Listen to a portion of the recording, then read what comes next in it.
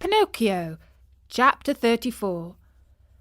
Down into the sea, deeper and deeper, sank Pinocchio, and finally, after 15 minutes of waiting, the man on the cliff said to himself, "By this time my poor little lame donkey must be drowned. Up with him, and then I can get to work on my beautiful drum." He pulled the rope which he had tied to Pinocchio's leg, pulled and pulled and pulled, and at last he saw appear on the surface of the water, can you guess what? Instead of a donkey, he saw a very much alive marionette, wriggling and squirming like an eel. Seeing that wooden marionette, the poor man thought he was dreaming, and sat there with his mouth wide open and his eyes popping out of his head. Gathering his wits together, he said, "And the donkey I threw into the sea?" "I am that donkey," answered the marionette, laughing. "You?" "I." "Ah, you little cheat! Are you poking fun at me?" "Poking fun at you? Not at all, dear master. I am talking seriously." "But then, how is it that you, who a few moments ago were a donkey, are now standing before me a wooden marionette?" "It may be the effect of the salt water. The sea is fond of playing these tricks." "Be careful, marionette, be careful. Don't laugh at me. Woe be to you if I lose my patience." "Well then, my master, do you want to know my whole story?" "Untie my leg, and I can tell it to you better." The old fellow, curious to know the true story of the marionette's life, immediately untied the rope which held his foot. Pinocchio, feeling free as a bird of the air, began his tale. "Know, then, that once upon a time I was a wooden marionette, just as I am today. One day I was about to become a boy, a real boy, but on account of my laziness and my hatred of books, and because I listened to bad companions, I ran away from home. One beautiful morning I awoke to find myself changed into a donkey, long ears, grey coat, even a tail. What a shameful day for me! I hope you will never experience one like it, dear master. I was taken to the fair and sold to a circus owner who tried to make me dance and jump through rings. One night, during a performance, I had a bad fall and became lame.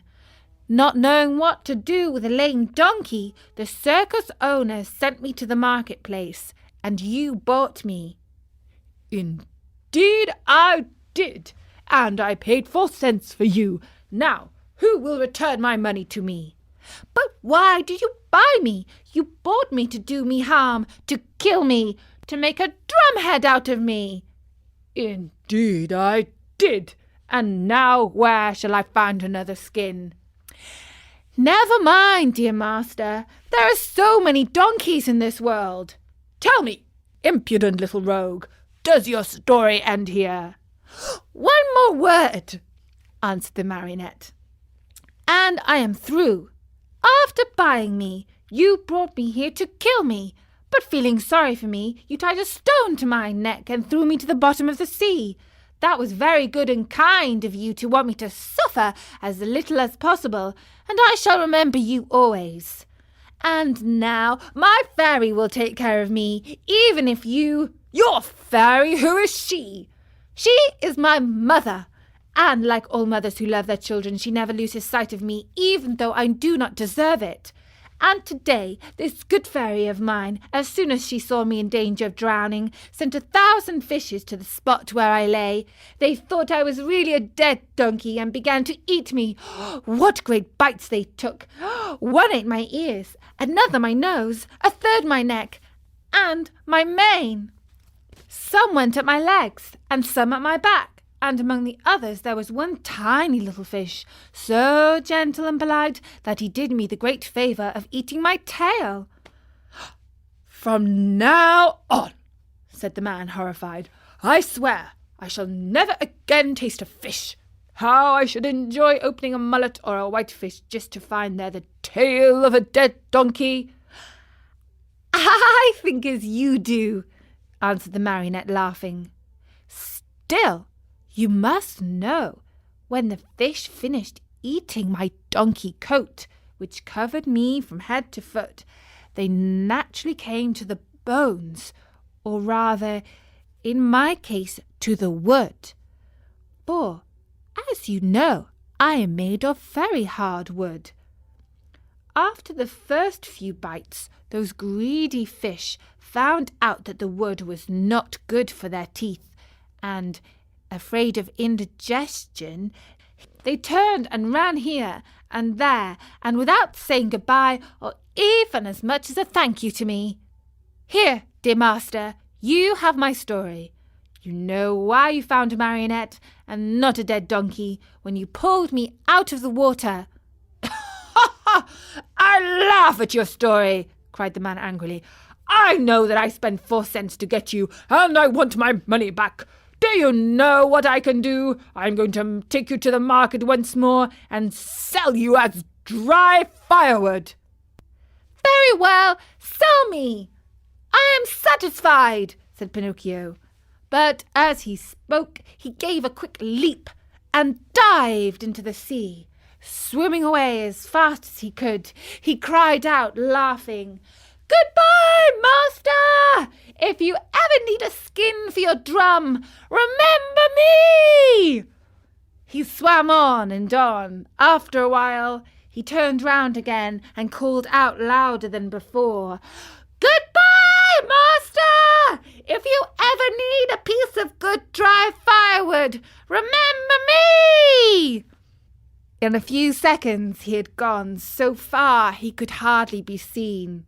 All that could be seen of him was a very small black dot moving swiftly on the blue surface of the water. A little black dot which now and then lifted a leg or an arm in the air. One would have thought that Pinocchio had turned into a porpoise playing in the sun. After swimming for a long time, Pinocchio saw a rock in the middle of the sea, a rock as white as marble. High on the rock stood a little goat, bleating and calling and beckoning to the marionette to come to her. There was something very strange about that little goat. Her coat was not white or black or brown as that of any other goat, but azure, a deep, brilliant colour that reminded one of the hair of the lovely maiden. Pinocchio's heart beat fast, and then faster. He redoubled his efforts and swam as fast as he could toward the white rock.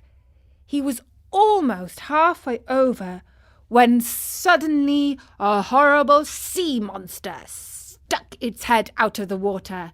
An enormous head with a huge mouth wide open, showing rows of gleaming teeth, the mere sight of which would have filled you with fear. Do you know what it was? That sea monster was no other than the enormous shark, which has often been mentioned in this story, and which, on account of its cruelty, had been nicknamed the Attila of the sea by both fish and fishermen. Poor Pinocchio! The sight of that monster frightened him almost to death. He tried to swim away from him, to change his path, to escape, but that immense mouth kept coming nearer and nearer. "Hasten, Pinocchio! I beg you!" bleated the little goat on the high rock. And Pinocchio swam desperately with his arms, his body, his legs, his feet. "Quick, Pinocchio! The monster is coming nearer!" Pinocchio swam faster and faster and harder and harder. "By Faster, Pinocchio! The monster will get you! There he is! There he is! Quick, quick, or you are lost! Pinocchio went through the water like a shot, swifter and faster. He came close to the rock. The goat leaned over and gave him one of her hooves to help him out of the water. Alas, it was too late. The monster overtook him, and the marionette found himself in between the rows of gleaming white teeth. Only for a moment, however, for the shark took a deep breath. As he breathed, he drank in the marionette as easily as he would have sucked an egg. Then he swallowed him so fast that Pinocchio, falling down into the body of the fish, lay stunned for half an hour. When he recovered his senses, the marionette could not remember where he was. All around him was darkness, a darkness so deep and so black that for a few moments he thought he had put his head into an inkwell. He listened for a few moments and heard nothing. Once in a while, a cold wind blew on his face. At first he could not understand where that wind was coming from, but after a while he understood that it came from the lungs of the monster.